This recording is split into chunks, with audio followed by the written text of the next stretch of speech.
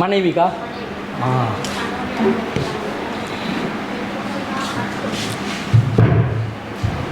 யார்ட காசு? கணவன்ட காசா மனைவிட காசா?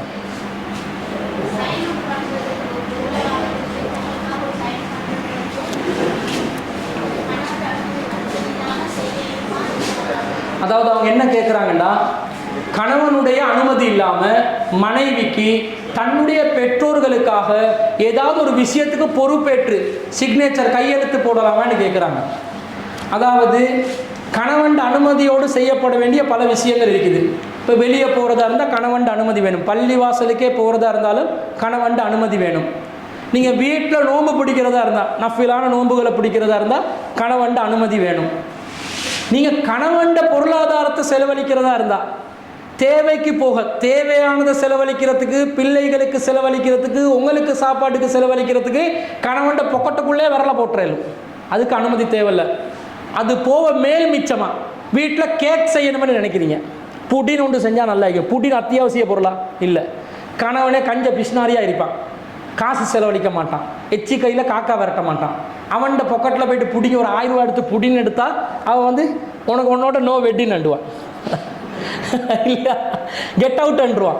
அதனால் அந்த மாதிரி மேல் அதிகமான சில வேலைகள் செய்கிறதா இருந்தால் அனுமதி கேட்கணும். இந்த ஏண்ட உம்மாவை மனைவிட உம்மாவை பாப்பாவை மனைவிட சொத்தால் செலவழிப்பதற்கோ, மனைவிட உம்மா பாப்பாவை பார்த்து கொள்கிற கடமையை நிறைவேற்றத்துக்கோ இதுக்கெல்லாம் கணவன் அனுமதியெல்லாம் கேட்க வேண்டிய அவசியம் இல்லை. என் தாய் என்னுடைய பொறுப்பையா? என் தம்பி பார்க்கல, நானா பார்க்கல, என்னுடைய தாய் யார் பார்ப்பது? நான் பார்க்கறது இல்லையா? பொதுவாக ஆண் வாரிசுகளுக்கு தான் கடமைகள். அவங்க நிறைவேற்றாத நேரத்தில் கணவனோட உமாவை பார்க்காதன்னா, ஏண்ட உமாவை பார்க்கவான்னு சொல்ல நீ யாரியா?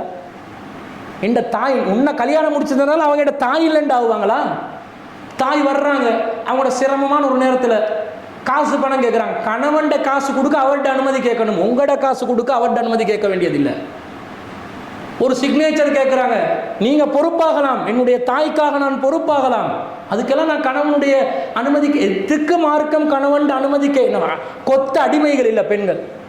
பெண்கள் கொத்த அடிமைகளா? கணவன் என்ன சொன்னாலும் கேட்கணும். அதுக்காவது ஒரு ஒரு எரும மாட்டு வாழ்க்கையா வாழ்றது? அவன் இங்கே போயிட்டு முட்டு என்ன முட்டுறது? நீ முட்டோண்ட தலையண்டணும். அங்கே முட்டத்துக்கு என்ன உமா அப்பா வளர்க்கலை. நல்ல ஃபில் மாரூஃப், கட்டுப்படுதல் என்பது நல்ல விஷயங்கள். நல்ல விஷயங்களில் கட்டுப்படுவோம், தீமையில் கட்டுப்படையலாம். தீங்களை என்ற பெற்றோருக்கு நான் உதவுவது அவர் தடை செய்கிறாருண்டா அதுக்கு எப்படி கட்டுப்படுறது என்ற வகையில் இந்த கட்டுப்பாடை சரியாக புரிஞ்சுக்கொள்ளணும்.